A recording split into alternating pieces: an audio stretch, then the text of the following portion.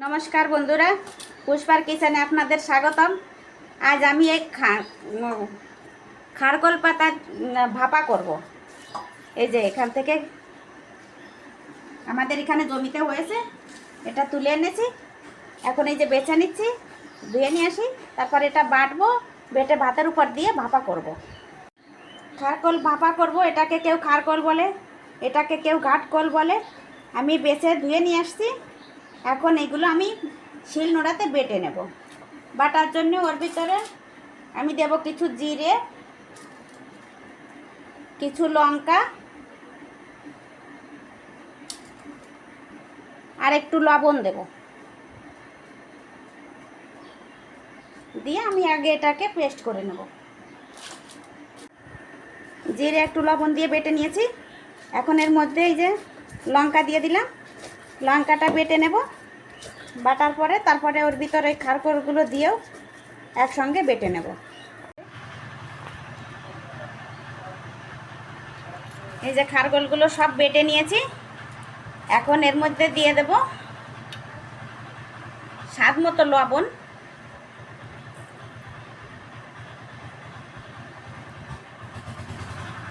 স্বাদ মতো লবণ দিলাম, হলুদ পাউডার, আর এবার দেব সরষের তেল।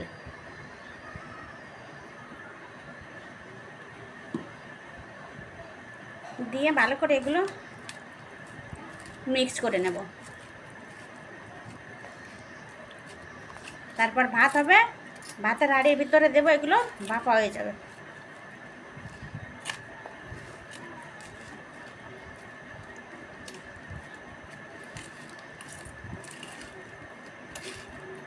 হয়ে গেছে। এভাবে রেখে দেবো। ভাত হওয়ার পরে ভাতের হাঁড়ির উপর দিয়ে ভাপা দেব। খারকোল বেটে রেখেছিলাম, এখন এটা ভাতের ভিতরে ভাপা দেব। ভাত প্রায় হয়ে আসছে। এখন বাটিটা ধরে এর ভিতরে দিয়ে দেব। এই ভাপেই এটা ভাপা হয়ে যাবে। দিয়ে দিলাম। এখন ভাত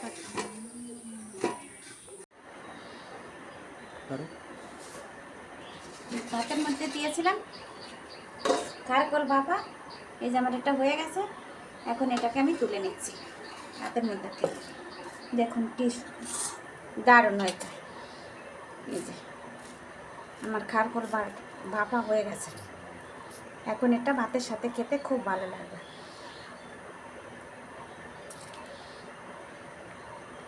বাই বন্ধুরা।